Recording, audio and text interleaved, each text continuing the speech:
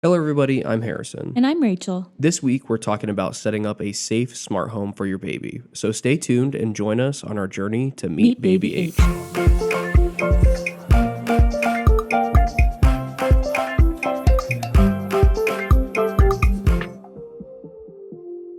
So I feel like I need to introduce Harrison this week just to prove that he is extremely qualified to talk about this topic. My husband is amazing. Not only does he have a degree in computer science and works for the largest banking company in the world, he also is a sound engineer, can build stuff, fix stuff, and he loves to learn, which makes him dangerous and such an asset. There's not a single thing that this man can't figure out how to do, and he loves figuring out how to do it. So today, Harrison is going to talk to us about what he has done to set up a safe smart home for ease of use and for monitoring Edison. I will obviously be interjecting every once in a while just to give him a little break, but the real expert here is him. So let's get started. I think something that new parents worry about a lot is the safety of their children. I mean, just look at how much car seats have changed over the past 20 years. When you start thinking about a smart home and wiring your house through the internet, that opens up some concerns about hackers and predators. And I've told Harrison that if we ever feel like our system has been compromised, it's getting replaced. The last thing we want is to put our child in any kind of danger. So I guess what we should start with is, what hardware do we have, and how do you have it secured? When it comes to putting equipment into your home, I could definitely see why it's concerning the safety of it all and that you're starting to create a lot of data about what goes on in your home, and nobody has the right to access that information except for you. You should be able to pick and choose who gets to see this, but not every company feels the exact same way about that. So, the very first thing you need to do when you're considering putting additional products in your home is to really look into the company's values of who you choose to support. Now, I know that a lot of companies will say that they do one thing, but they might be doing something different. And you're never going to be able to truly 100% know what every company is going to do. But you need to see, what does that company value, and is security one of those things? You're going to have to make some compromises here and there, but you need to be comfortable with them. For us, security is a huge deal, and it's something that we pay a lot of attention to. I know that I'm not going to be able to keep my data out of everybody's hands. So for me, the best thing that I've chosen to do is just pick one company that I'm comfortable having the data. For us, that's Apple. So I don't have any issue with Apple having this information, and it's one of the company's core values that they say over and over again, that they really try to protect their customers' data. Now, what they actually do with that, I cannot verify either way, but I'm choosing to put all of my trust in Apple, and I'm not going to give my information to more than one company, because that's opening up more doors for somebody else to be able to use it. For babies, one of the first things that people are going to start looking for is baby monitors. With a lot of baby monitors out there, they're really expensive if you get something that's marketed for a baby. We have found baby monitors that are over $200 that don't really do a whole lot of amazing features. And the only reason they're that expensive is because it's for a baby, and every parent wants the best for their kid. But we found some really cheap cameras that would do the exact same thing that we might be able to use in the future as well. So we are using Eufy cameras, and for us, we have a couple of cameras in our home, and not a single one of them was over $50. The reason that I went with Eufy is that they integrate with Apple HomeKit. So we use HomeKit for all of our things, and Eufy values security, but I also have the option to turn a lot of things off, and they do not offer an option to record information in the cloud unless you pay for it. To me, that's a really big deal, because I know my data is not going to them unless I am actively choosing that, and I can record things directly on the camera. And so these cameras have the capability to view your home live. We can also record, right? Yeah, you can record. And we can speak through them. Yeah, so you can use them as an intercom system as well, and they do offer recording, and you have two options. You can cloud record, so it's going to get recorded on a server somewhere, and Eufy does have control over where that is, but you have to pay for it. But you also can record locally. And all of the cameras have a spot for a micro SD card on them that is pretty well tucked in the back. So you could have all of your information stored there. Some people are really into the like oxygen monitoring or sleep monitoring that cameras do, but we ultimately decided against that.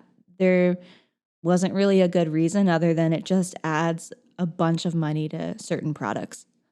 Yeah, I can see why some people would really want that. It just wasn't something that we really valued enough to put an extra $200 into a camera.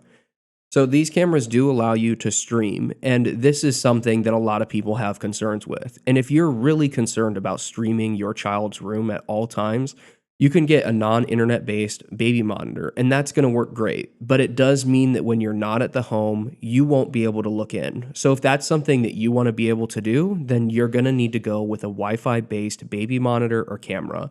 So these are Wi-Fi based, but we can kind of control who can see what and when, and we'll talk about that a little later. For internet, we use AT&T internet. We don't really have an option, so there's not really a whole lot to add there, but there are a lot of things you can do to your internet to make it more secure. One of the things a lot of people will start to consider when they look into this is whether they want to use a VPN, which is a virtual private network, which allows you to encrypt data before it leaves your home. This is something that we do not use because I'm putting all the information into Apple anyway, and it's all going in the home, and Apple encrypts it for me. And I trust them to do that better than any VPN that I've ever found. So we do not use VPNs here. So, since we're not using VPNs, what else have we done to make sure that our internet is secure? There's quite a few things that you can do to secure your internet, but the first and easiest thing that you can do is use a very secure password. So you want to make sure that your internet password is a good, strong password and that you don't pass it around to a ton of people. And you should regularly be checking who is on your network, and you can boot people off that don't need to be on it anymore. So if you have a guest come and they are here for a little while, but you don't see them for like a month or so, maybe you should remove them from your network just so you're controlling your access. The next thing that you can do is set yourself up with some notifications for any time somebody joins your network. It's really easy to do with most routers that are used today for wireless connections, and we are able to do this directly through AT&T, but most routers are going to give you this functionality. So anytime somebody joins our network, I get a notification about it. And that basically means that if an IP address is passed out, I get told that there's something new. So if somebody somehow managed to physically plug into a port on our router, I would know about it. So that is also going to secure a physical connection, which is usually the least secure option possible. And you want to just know that those things are happening because that's the easiest way for somebody to get a hold of your information or be checking in on your cameras is to get onto your internet access. So make sure that that can't happen, and then you shouldn't have to worry about it as much. Like Harrison said, we are using the Home app through Apple to stream our cameras. And we technically can add people to our home so they can view the nursery camera from their own device. But we ultimately decided against this because we don't want people to have access to our home cameras when they're not babysitting. And we also don't want to be constantly checking who has access to our cameras right now and who doesn't.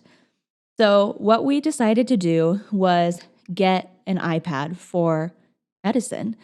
And basically, anything that is baby related is going to go on that iPad. And it also will be used as the screen monitor for these cameras when someone is babysitting at our house. It does sound like a really expensive baby monitor to have an iPad to do this, but the iPad's going to be used for so much more. And we know that we are going to use technology as Edison is growing up. So this iPad is going to be something he can use for a long time. So that's why we can justify to ourselves, at least, that getting this iPad now is a good idea because it's just going to make a lot of things much simpler for us. On top of being able to view the camera from the iPad, you can also view it from our TV. It does take up your screen. So if whoever is babysitting wants to watch TV, Obviously, that's kind of annoying, and that's where they would use the iPad. But tell us about how you got the iPad and the TV set up for viewing the cameras. Yeah, it actually was really, really simple because the TV, we have an Apple TV. So all of this is all in Apple's network, and they make it very easy to integrate everything together. So basically, all I had to do was create an Apple ID for Edison, which is linked into our family sharing. So Rachel and I are both parents on that and have full control over his Apple ID, and we get a ton of notifications if anything happens on it, and we have to approve it. So we've done that, and then we are both logged into our TV, so it's just included in the HomeKit app. So I added Edison's Apple ID to the home, and now anytime that somebody comes over to babysit, they're going to be able to use the iPad or the TV under Edison's account, and they will have access to everything, and we don't have to manage who's on the home and who's not. One of the things that's really important when you have streaming cameras is who has access and when. So, the way the home is set up right now, nobody can stream our cameras if Rachel and I are at home. So, if one of Rachel and I's devices is at home, and I believe they're both set to our phones right now. So, if that is at home, you cannot stream our devices.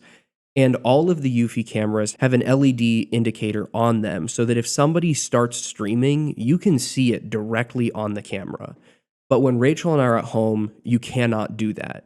If anybody is at home, the baby monitor can still be streamed, but if Rachel and I are there, we're the only people who can do it. You cannot do it off of Edison's device.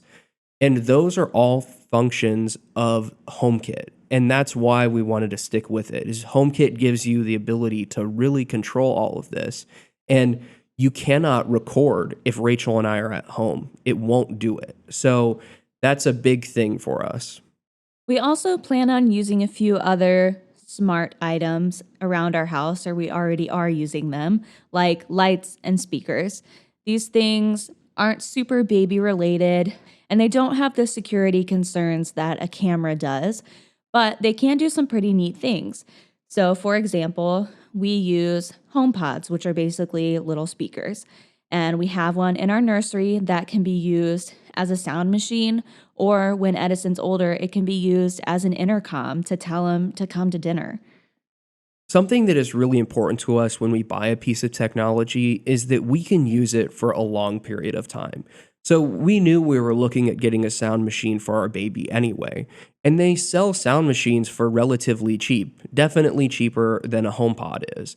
But we know that this device is going to be used for a while, so we'd rather use something that can grow with him, even if it's a little bit more expensive now in some cases. It's kind of like the iPad 2. So we're going to use a HomePod for this, but that also is going to allow us to talk to him through the HomePod or whatever. And a lot of baby monitors do that now. Like you have the ability to talk in your kid's room, and we'll just be able to do that through the HomePod. But what else is nice is we can play white noise, pink noise, whatever you want on the HomePod, but we also can play music, and that's something that's going to grow with him. So that has made it really easy. Do you ever have any concerns about the HomePod being compromised or accessed by people outside of our house? I don't have many concerns about it at all because that system is really regulated by Apple. And unlike a lot of other sound machines that offer those features, when you buy them, they have the software that they have. It never gets updated. So as soon as an issue comes out on the HomePod, Apple's going to release an update for it so soon, and I can easily update it. And that's something that I'm paying attention to every day. I'm always looking at when the most recent updates are because that's part of what I do with my job. So I think that one of the benefits of the HomePod is that if a security flaw was found, they get regular updates, where a lot of baby monitors and other things, they do not get that at all. The only reason I ask is because there was the whole Alexa thing with, people found out that they were listening in to your everyday conversations. I don't know what Apple's policy is on that. Yeah, Apple's policy is that your recordings don't ever leave the device, which is part of the reason that Siri's not as amazing as the rest of the smart assistants out there. And maybe the recording is making it back to Apple and maybe they're doing something with it. But the bigger thing to me is not does the recording make it back to Apple? It's does Apple sell that recording to somebody else? Because other companies are. And in general, I don't really trust most of the Amazon specific devices. And that's just from my own findings. You should do your own research and determine what you think. But I don't really trust having those devices everywhere. So if I can avoid using a Echo system or an Alexa system, I will do anything to do that. Which is why some of the stuff we have, it's not the most popular in the world. Like most people use Ring cameras, but Ring is owned by Amazon. So I don't really want to be a part of that system. Another thing that I want to address, because we do have so much technology in our home, which is just necessary because of the field that Harrison works in, is it doesn't mean that we necessarily want Edison to have a very tech heavy childhood. You know, you can have all of these things in your home and still set your own rules for screen time and what you want your child to be exposed to on TV or things like that. So, it is important that if you want to use all of this technology, that you're having those conversations with your partner of, do we want our child to be able to use this whenever they want? Or if Edison comes up and is begging to play a game on his iPad, that doesn't mean he's automatically going to get to play the game. Technology is a great tool. It has provided us the opportunity to do so many things that you couldn't do without it. And I'm a big advocate for technology pretty much everywhere. If you can do it digitally, I am trying to do it digitally. But that doesn't mean that technology is the best thing in the world. We know that it's incredibly addictive and it does have other problems associated with it, but there are good things. So I don't feel like it's fair to just say, I'm not doing any of this. For example, we really think that the iPad is going to be great for travel. Not because we plan on just sticking him in the car with a screen to stare at the entire time, but when we go travel somewhere, I can have a whole library of books and not have to pack a huge bag because it'll all just fit on his iPad.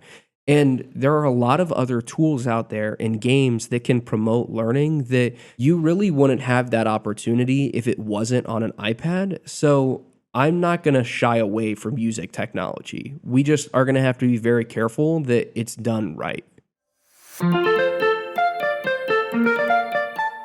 This setup is just what works for us, and it's something that I've enjoyed integrating into our home, and we've spent a lot of time looking at what is the best option for us in our house. Ultimately, you as a parent have to decide what technology you want to use, how much of it you want to use, and how are you going to raise your kid with it. Next time, we are going to talk about weeks 33 and 34 of pregnancy and what we have packed in our hospital bag. Thanks for joining us. See you next time.